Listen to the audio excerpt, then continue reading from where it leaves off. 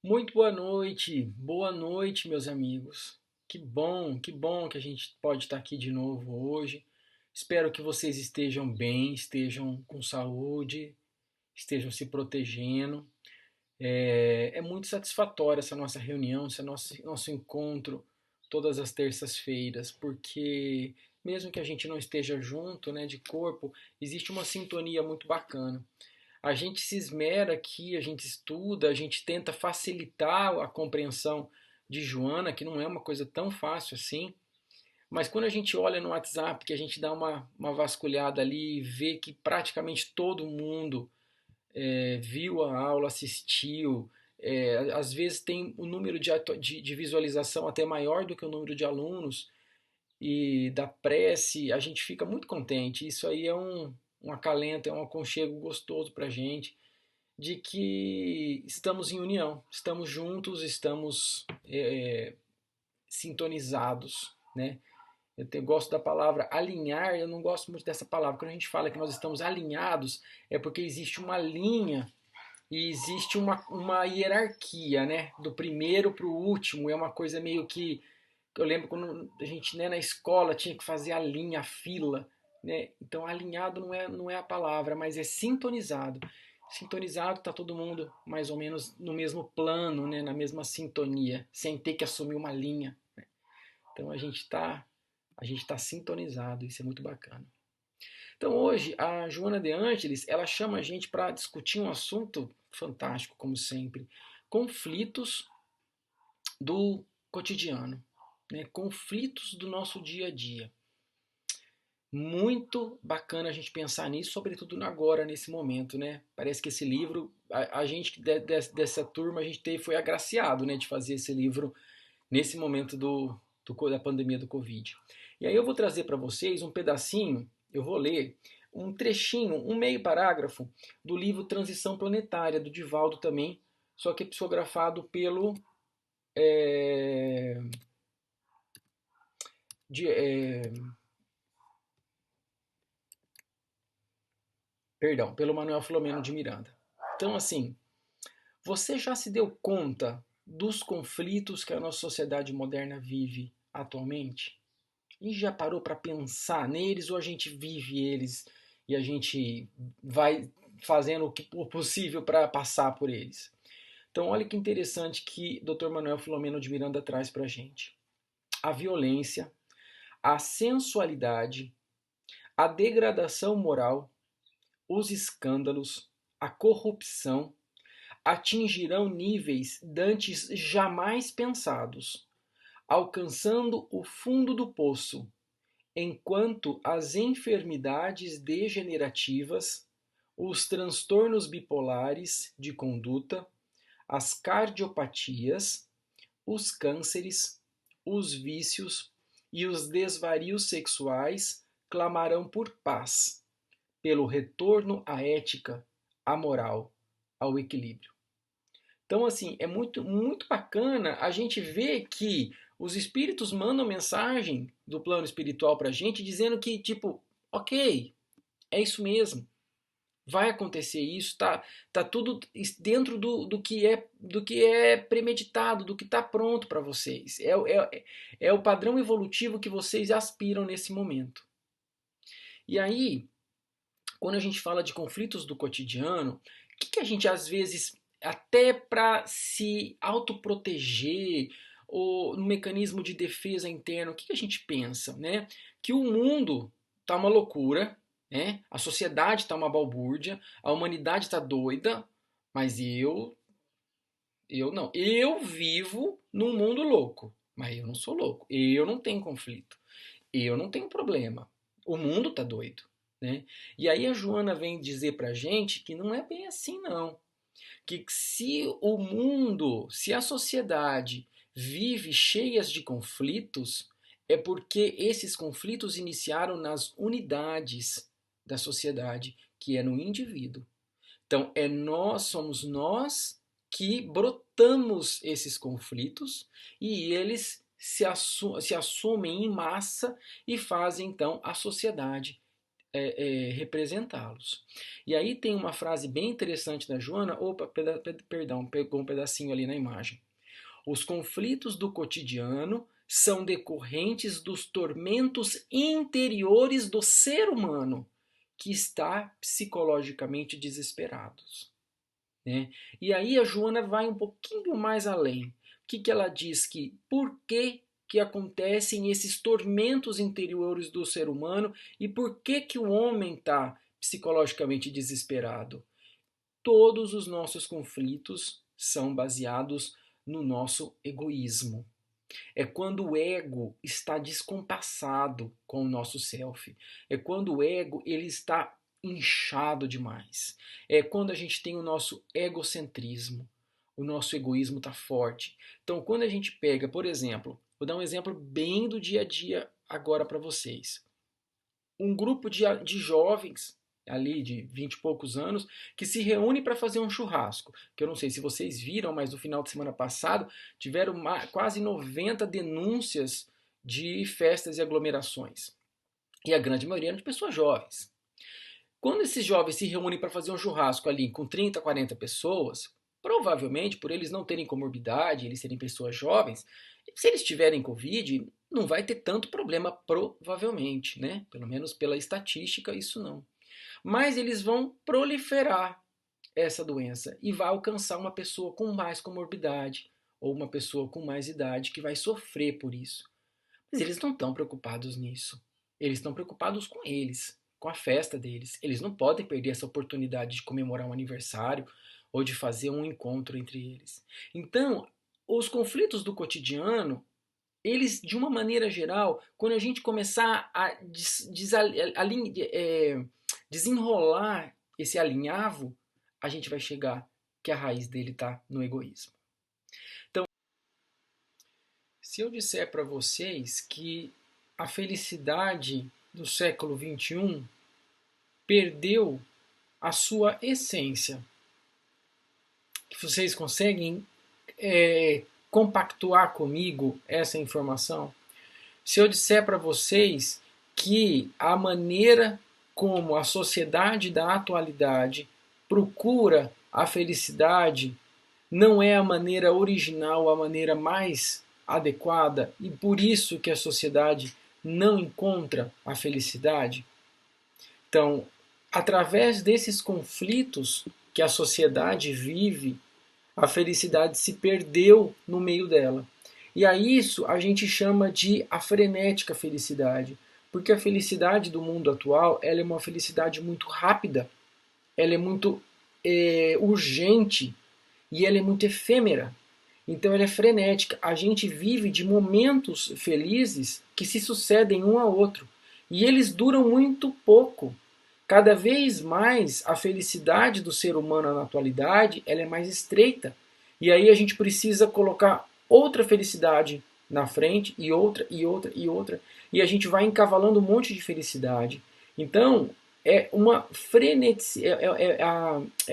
uma característica frenética que o homem tem de ser feliz. Não que ele não deseje ser feliz, não deveria desejar ser feliz. Ele tem que ser feliz, a gente tem que tentar ser feliz sim. Mas a maneira como a gente está procurando isso é que se perdeu. E aí tem esse carioca, que ele chama Ricardo Barradas, que ele é muito bacana. Ele tem uns estudos fantásticos de sociologia e que ele coloca que exige do contemplado um egoísmo, uma individualidade e foco de todos e acima de todos os valores éticos, morais, familiares, coletivos, comunitários de valores. Então, para a gente alcançar a sociedade que o mundo diz para a gente que é a felicidade, perdão, que o mundo diz que é uma felicidade bacana, a gente tem que passar por cima, como se fosse um rolo compressor, de toda a ética que permeia a nossa humanidade. E aí a gente tem um outro estudo de um senhorzinho super bacana, olha que carinha boa que ele tem. Ele chama Zygmunt Bauman. Ele é um sociólogo polonês. Esse sociólogo polonês, esse Bauman, ele criou um conceito, né? Ele escreveu um livro que trouxe um conceito que é chamado de modernidade líquida, né? O que quer dizer essa modernidade líquida? Ela quer dizer, vou diminuir até aqui, ó, para a gente conseguir ver a imagem do seu Balminha, tão carinhoso. Ele trouxe um conceito tão interessante que ele fala que nós perdemos as bases sólidas dos valores éticos da nossa sociedade. Então, quando a gente fala assim, por exemplo, agora, né, um trabalho científico, a gente vai ler um trabalho científico, a gente fala, eu estou dizendo essa teoria baseada em fontes sólidas da literatura científica. A nossa amizade é uma amizade muito sólida. O que isso que quer dizer? Quer dizer que é uma coisa concreta, uma coisa duradoura, né? Porque a gente não espera, por exemplo, que uma coisa que seja sólida se dissolva, evapore, né? Mude de forma. Né? Uma pedra, ela tem o formato de pedra se ele estiver dentro de uma bacia, se ele estiver em cima de uma mesa, em qualquer lugar ele vai ter a mesma forma. Aquilo ali é dela. Agora, já um pouco de líquido, um pouco de água, se você colocar numa bacia, ela vai ficar ali, vai ficar do formato da bacia, ela vai assumir a forma do conteúdo.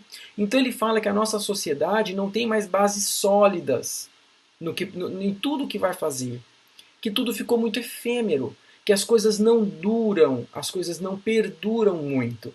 É tudo muito rápido. Então ele deu o nome de modernidade líquida. E olha que interessante que ele fala. Nós estamos passando de uma fase sólida para líquida.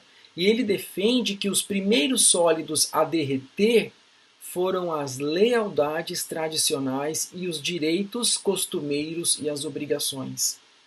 Então, aqueles conceitos de que os nossos pais, os nossos avós tinham, de que tem que ser desse jeito, a norma é assim. Então, nós temos que ter esse valor íntegro.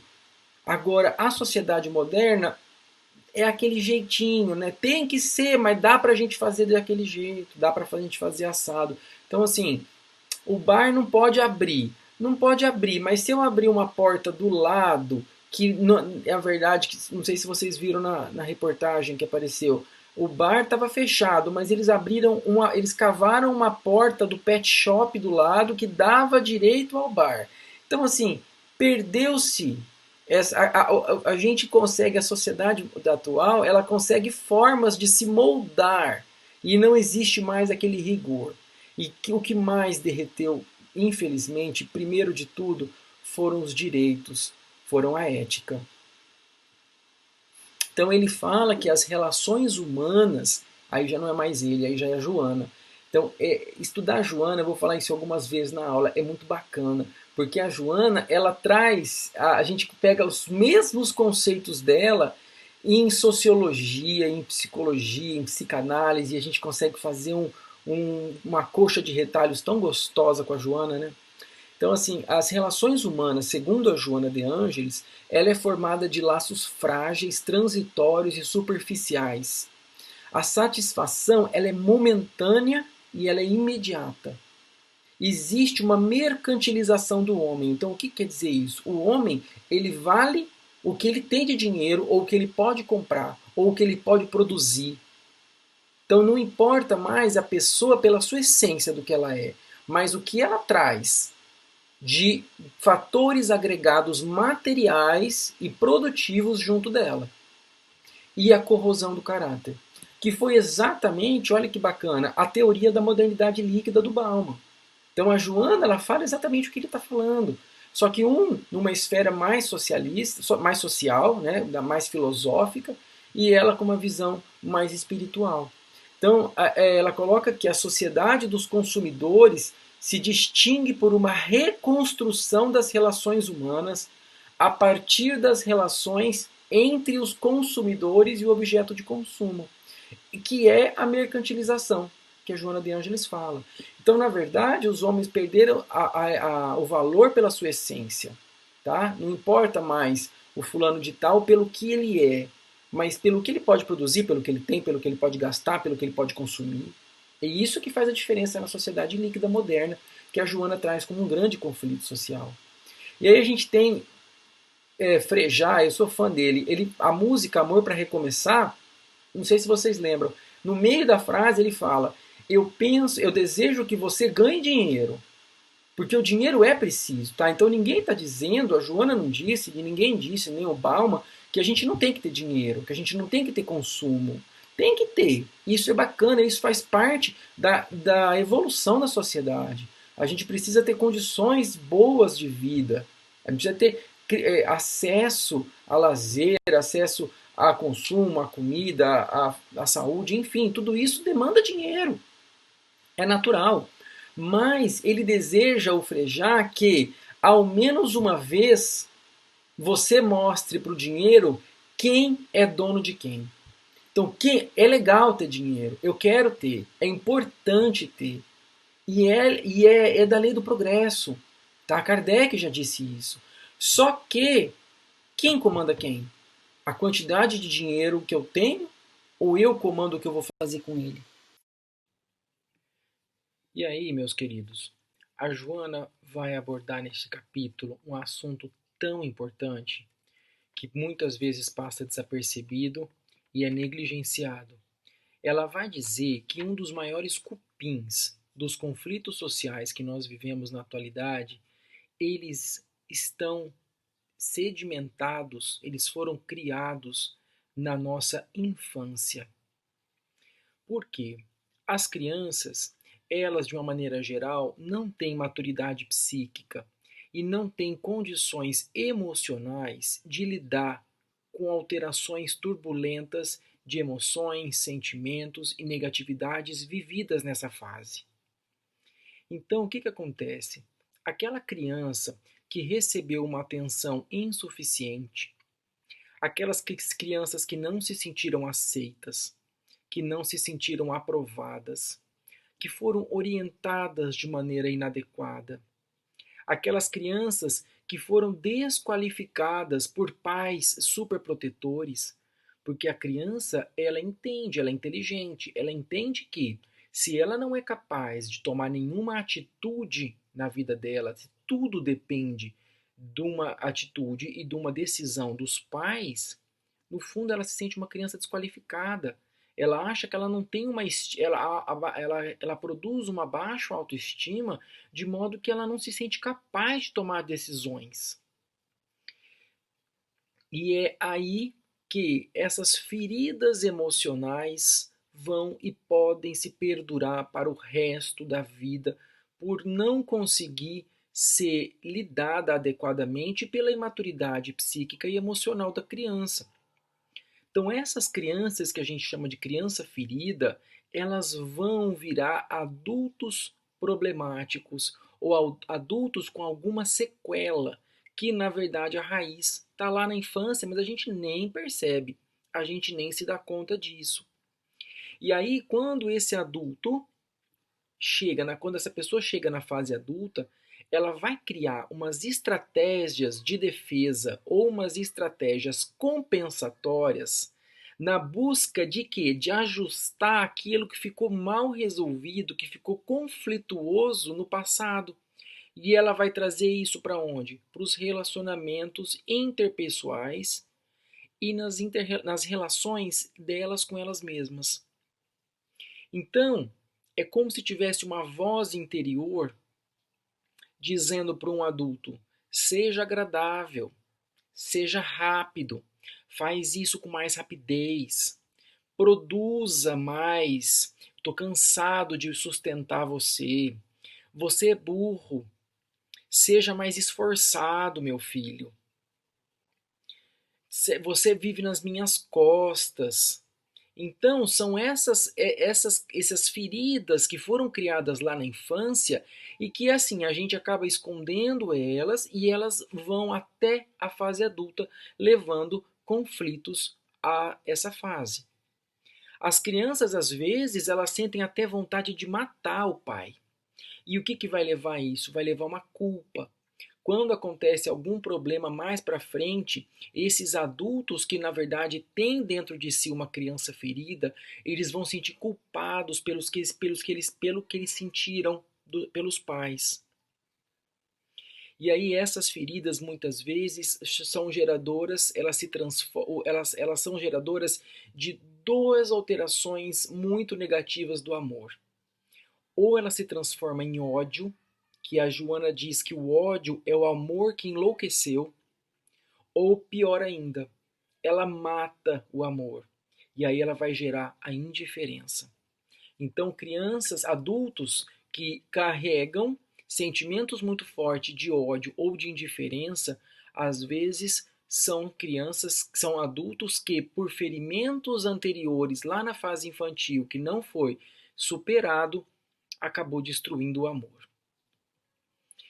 E isso acontece muito com os pais. E a gente tem que pensar que os pais, eles fizeram o que melhor poderiam fazer, com certeza, acharam que estavam fazendo o melhor naquele momento. Pensaram que estavam sendo o mais adequado possível. E na verdade, eles podem ter errado como qualquer pessoa erra. Isso é normal do ser humano. E a gente tem que compreender isso. Eu li uma frase numa palestra que me marcou muito. Então, se uma pessoa com a qual você se importa já sentiu vergonha de você,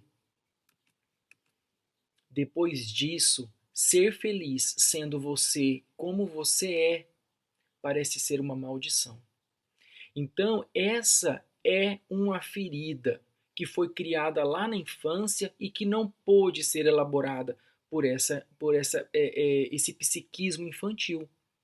E nós temos que compreender que não deve se culpar nenhum tipo de ou pai, ou avô, ou tio, alguém que provocou, ou um padrasto, uma madrasta que provocou isso na criança. Isso foi uma coisa que aconteceu e agora é de nós reconhecermos e tentarmos trabalhar isso da melhor maneira possível.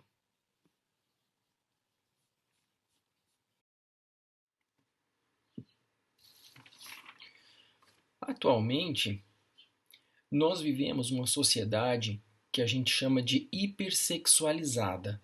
Né? Então, através dos estímulos da mídia, através dos estímulos exteriores, nós temos isso muito aflorado no ser humano. E isso é muito forte e muito degradante para todos nós.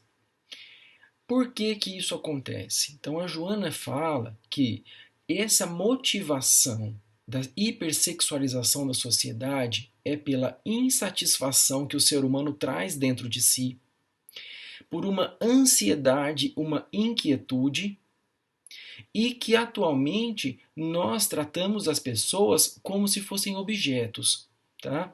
Então, pessoas objeto não é menos, não, que é pessoas objeto, elas se tornam descartáveis. Então, porque quando você transforma uma pessoa em um objeto, então a essência dela não faz mais diferença.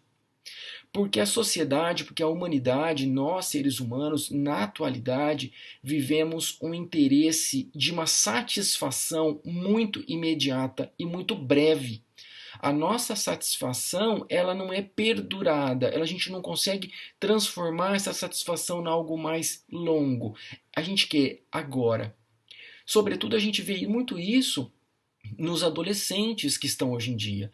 Então, os adolescentes, as pessoas mais novas, até pelo estímulo da mídia e de tudo, elas querem tudo agora. Então, se tem que fazer uma fila, se tem que esperar um tempo, se tem que comprar uma coisa na internet e esperar 3, 4, 5 dias para chegar, os adolescentes têm dificuldade de lidar com isso. Por quê? Porque a nossa humanidade, a nossa sociedade atual, ela é muito rápida, ela é muito para hoje. E isso torna o sexo também um mecanismo urgente, rápido, breve, imediato e descartável de satisfação.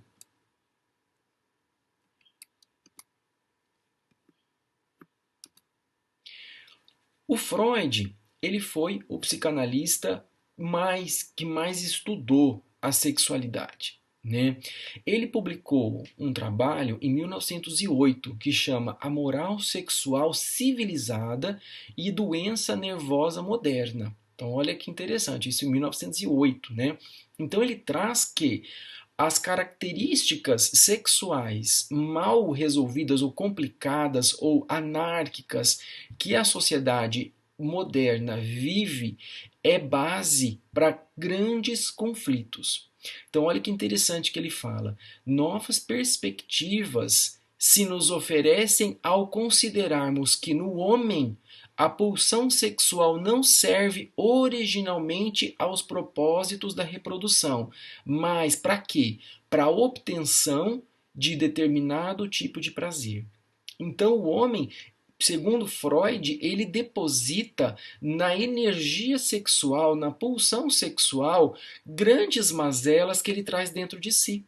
Então, as pessoas que têm dificuldade de aceitação ou que têm algum tipo de problema no desenvolvimento da felicidade, da satisfação, do prazer, centrado na essência de cada um, no eu interior, no self, como isso não é conseguido fazer com facilidade, essas pessoas então, elas expurgam, elas levam para a pulsão sexual essa característica. E o sexo, então, ele ganha uma energia muito maior e muito mais ampla do que, na verdade, ele tem.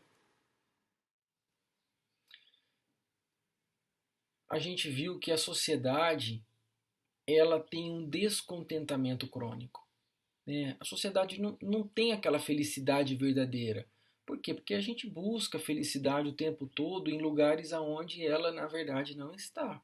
A gente, na verdade, tenta tampar buracos com a sexualização, com o sexo, com compras, com a transformação consumista da sociedade. Então a gente tenta tampar alguns buracos que, na verdade, eles não são tampados, porque a verdadeira felicidade ela não está aí. Então a humanidade ela se perdeu de si mesma, né? E a gente precisa encontrar caminho para encontrar o caminho para o próprio lar. Então, olha que frase bonita é essa. A gente precisa encontrar o caminho que nos vá levar para o nosso próprio lar. E o que é esse lar? Esse lar é nada mais do que o nosso eu maior, o nosso self, a nossa centelha divina, né? Existem vários nomes para isso. Então, isso se perdeu. Isso está coberto por várias máscaras. Isso está perdido ao longo do caminho, porque a gente já não entra mais em contato conosco mesmo. A gente usa subterfúgios que a sociedade nos coloca para que seja mais aceito, mais querido, enfim. E como é que a gente está com tudo isso? Como é que a sociedade se encontra? Né? O que isso leva? Nós estamos mais violentos, a gente está com uma paciência muito reduzida para tudo, a gente quer tudo muito rápido, e a gente fala tudo que vem na cabeça e a gente violencia as pessoas de uma maneira muito rápida, né, com palavras, mesmo que não seja com não a violência física, mas com violência psicológica. A gente tem sentimento de vazio existencial, por quê? Porque a gente procura a felicidade em lugares onde ela não está. A gente tenta tampar buracos de uma felicidade que na verdade está dentro da gente com compras, com produtos, com sexo, com materialização do ser humano, né? O homem objeto.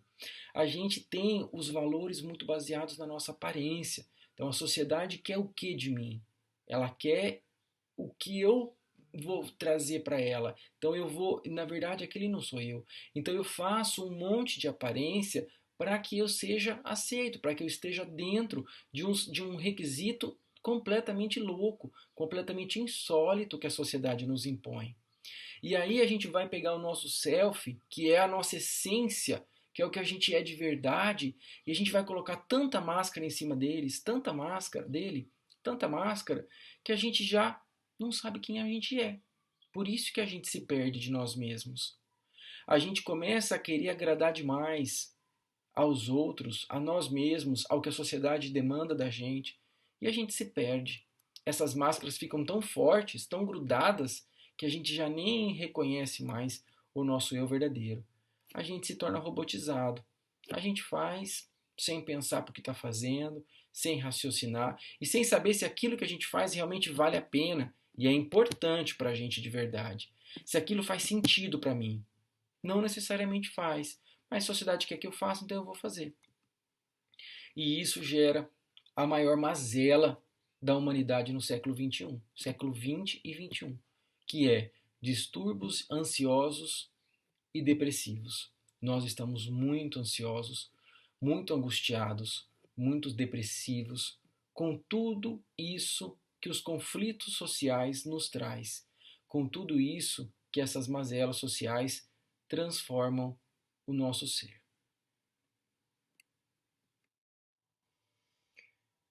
Atualmente, meus amigos, existe uma propriedade que a pessoa que possui essa capacidade é uma pessoa extremamente afortunada. É uma joia, é uma característica importantíssima para a gente construir um eu interior bacana, para a gente conseguir se desenvolver. E aí vocês me perguntam qual é essa capacidade que é tão importante e que afortuna tanto quem a possui. É a capacidade de desaprender e reaprender. Porque assim, quando a gente nasce, a gente é cru, né? A gente não tem nenhum tipo de aprendizado do dia a dia, da sociedade, da humanidade. E a gente vai aprendendo algumas coisas, alguns conceitos. Alguns conceitos são bacanas, são interessantes e a gente vai aprimorando e mantendo eles ao longo da nossa existência. Mas existem alguns conceitos que foram colocados para a gente, ou que a gente assimilou, ou que foram postulados e que eles nunca fizeram sentido, e agora a gente tem a capacidade de compreender que eles não fazem sentido, ou eles fizeram sentido em algum momento e agora já não fazem mais sentido. E aí entra essa capacidade, é aquela capacidade de se reajustar. Então a gente tem que desaprender alguma coisa que foi inserida, que foi aprendida, e reaprender de uma maneira mais adequada. Então essa uma sutileza que o ser humano que consegue possuir essa capacidade de desaprender e reaprender é uma pessoa que tem uma capacidade muito ímpar de reconstruir a sua personalidade da maneira mais oportuna para o mundo e para o seu desenvolvimento. E aí a Joana fala algumas coisas muito interessantes de como lidar com os conflitos do dia a dia. Então a gente já falou bastante dos conflitos que permeiam a humanidade na atualidade, e aí ela vai dizer algumas coisas que fazem a gente ajudar, que são como se fossem artifícios que nos facilitam a vida. Um deles é a psicoterapia. A psicoterapia é quando a gente não tem a capacidade de resolver sozinho os nossos conflitos. E nós precisamos de um profissional, que aí pode ser um psiquiatra, um psicólogo, um psicanalista, alguém que vai nos orientar, que vai fazer com que a gente siga uma linha de raciocínio para a gente entrar em contato com as nossas mazelas e como ajustá-las. Porque às vezes a gente está tão envolvido, como já foi dito, a gente está tão envolvido com as nossas máscaras recobrindo o nosso self, que a gente já não se reconhece mais. A gente não sabe mais o que é meu, o que eu comprei do mundo, o que é importante, o que eu acho que é importante, mas na verdade não é, o que os outros me impuseram como importante. Então, um terapeuta, um profissional da área, ele vai conseguir destrinchar isso melhor para a gente, para que a gente possa resolver. Eles não vão resolver o problema nosso, mas eles vão nos dar orientações. É como se o nosso psicoterapeuta, eu gosto dessa metáfora, ele é como se ele fosse o nosso GPS, né? Eu sei que eu quero chegar num lugar, mas para mim é difícil compreender como sair do ponto A e chegar no ponto B, mas eu quero chegar no ponto B. O psicoterapeuta, ele vai ser o GPS que vai me orientar o caminho a alcançar o ponto desejado. Uma outra coisa importante que a Joana fala é a meditação, porque a meditação eu vou silenciar a minha mente para o mundo exterior e eu vou ampliar os meus sentidos para o mundo interior. Então eu vou me conhecer melhor, reconhecer melhor os meus conflitos, as minhas mazelas, aonde eu preciso mexer mais, aonde eu preciso desaprender e reaprender mais. E eu vou também deixar que o mundo influencie menos em mim. Reconhecer-se. Aí, através da psicoterapia, da meditação, são dois caminhos bacanas, e através de nós mesmos nos reconhecermos, pensarmos nas nossas atitudes, nas nossas reações, fazermos como fazia Santo Agostinho ao final do dia, pensar como que foi o dia, como que eu reagi a tudo que o dia me colocou no caminho. Isso aí é uma maneira da gente se conhecer melhor. E, por último, e não menos importante, perdoar. Perdoar a nós mesmos. Então, ter aquela sensação, aquele comportamento de autogentileza, de autopiedade, de autoamor, se perdoando, compreendendo as limitações que nós trazemos dentro de nós e perdoando as outras pessoas que porventura nos ofendem e causam algum tipo de dano para a gente, seja quem quer que seja. E é isso que a gente vai falar até um pouquinho mais agora. Nós temos uma técnica, isso não está no livro, mas é uma técnica muito bacana, eu acho que vale a pena a gente colocar. Essa é uma técnica que chama Ho'oponopono, é uma técnica havaiana que foi criada, que são 4 frasezinhas pequenas que a gente vai falando e tem um poder imenso. Se vocês tiverem interesse de procurar mais isso na internet, tem inúmeras fontes bacanas sobre o Ho Oponopono, e a gente pode até falar nisso mais para frente em algum momento. Mas o Ho Oponopono, quando a gente mentaliza de coração mesmo as frases sinto muito, me perdoe, eu te amo ou me perdoe, aí pode inverter a frase. Sou grato e eu te amo, isso transforma. Então, a gente pode falar isso para o universo e a gente pode falar isso para uma situação específica. Então, quando a gente precisa perdoar alguém, essa técnica do Ho Oponopono, eu acho ela fantástica, ela é magnífica, ela é muito poderosa. Então, eu mentalizo uma pessoa que eu preciso perdoar e que eu tenho alguma mazela sobre ela, alguma coisa, algum ranço que foi criado ao longo da vida. Não importa se eu tenho razão, se a outra pessoa tem razão, quem errou, não importa. Isso é uma coisa que tem que ser desfeita para o nosso bem, para o bem da outra pessoa. Mesmo que essa pessoa não esteja mais entre nós, mesmo que essa pessoa já esteja desencarnada, não tem problema. Faz o mesmo sentido.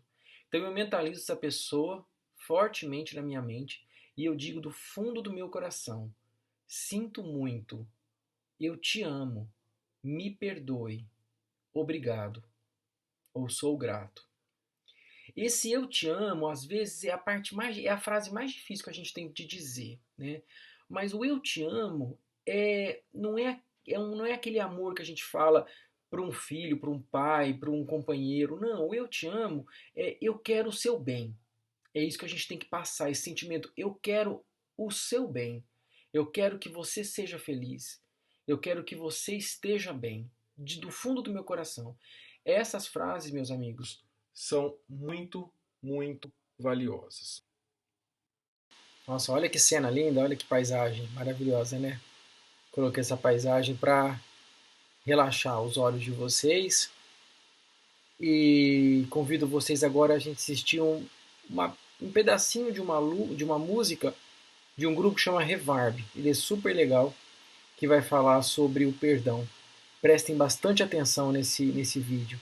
E depois, se vocês quiserem, eu posso enviar esse vídeo por WhatsApp também. Vamos lá.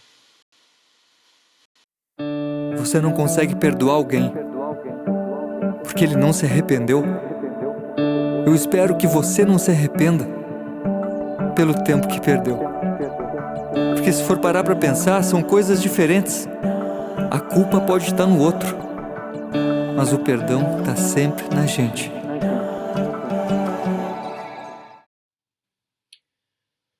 Bom, a gente está chegando no final dessa nossa discussão e aí a gente vai se questionar, mas para que tudo isso? Para que eu vou curar a minha criança interior? Para que eu vou reconhecer as feridas que ficaram? Para que eu vou tentar melhorar a maneira como eu me relaciono comigo mesmo, com o outro? Para que eu vou tentar reconhecer esses conflitos que habitam em mim? Para que eu faço tudo isso? Qual é o objetivo de tudo isso? Então a Joana nos traz que é a reestruturação da nossa personalidade. É nós aprendermos, como já foi dito, a desaprendermos tantos conceitos cristalizados que não são positivos, que são hediondos para o nosso crescimento moral, que é o nosso objetivo, né? Burilarmos cada vez mais progresso espiritual. Então, o que significa essa reestruturação da nossa personalidade? Para que a gente reconhece tudo isso? Para que, no fundo, o nosso ego e o nosso self convivam harmoniosamente. Para que não exista um duelo entre o ego e o self, porque eles fazem parte de nós. Eu reconheço tudo isso e eu acolho, e isso se habita harmoniosamente dentro de mim. Então, para que eu estabilizado, estabelecido positivamente e com harmonia, que eu possa reencontrar o silêncio interior que está dentro de mim, que é uma grande metáfora, que é uma paz interior, mesmo num mundo barulhento, que também é uma metáfora dessa frenética felicidade que o mundo nos impõe. Então, eu consigo identificar isso tudo e eu consigo dizer: não, muito obrigado, isso para mim não faz sentido. Então eu começo a não comprar todas aquelas negatividades que o mundo tenta me fornecer e me vender o tempo todo. Eu consigo dizer para mim: isso não faz sentido. E é para isso que a gente está trabalhando. Agora a gente vai terminar o nosso último slide. Vai ser uma poesia do Drummond que eu achei fantástica. Acho que traz muito para. Eu acho muito gostoso estudar a Joana, né? Porque a Joana ela traz assuntos tão vanguardistas que a gente consegue pegar uma poesia de Carlos Drummond de Andrade que fala exatamente o que a Joana descreve ao longo desse capítulo. E a gente termina então a nossa aula de hoje com essa poesia feita com todo carinho para vocês. Um grande abraço, Fiquem com Deus, se cuidem e até logo mais, quando estaremos juntos mais uma vez.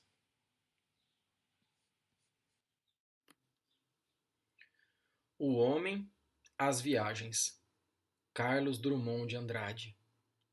O homem, bicho da terra tão pequeno, chateia-se na terra, lugar de muita miséria, pouca diversão, faz um foguete, uma cápsula, um módulo, toca para a lua, desce cauteloso na lua, pisa na lua, planta bandeirola na lua, experimenta a lua, coloniza a lua, civiliza a lua, humaniza a lua. Lua humanizada, tão igual à terra. O homem chateia-se na lua. Vamos para Marte, ordena suas máquinas. Elas obedecem. O homem desce em Marte, pisa em Marte, experimenta, coloniza, civiliza, humaniza Marte com engenho e arte. Marte humanizado, que lugar quadrado. Vamos para outra parte? Claro, diz o engenho, sofisticado e dócil. Vamos para Vênus. O homem põe o pé em Vênus, vê o visto. É isso? Idem, idem, idem. O homem funde a cuca, se não for a Júpiter, proclamar justiça junto com injustiça, repetir a fossa, repetir o inquieto, repetitório. Outros planetas restam para outras colônias. O espaço todo vira terra a terra. O homem chega ao sol, dá a volta, só para ver? Não vê que inventa? Roupa insiderável de viver no sol, põe o pé, mas que chato é o sol. Falso touro, espanhol domado.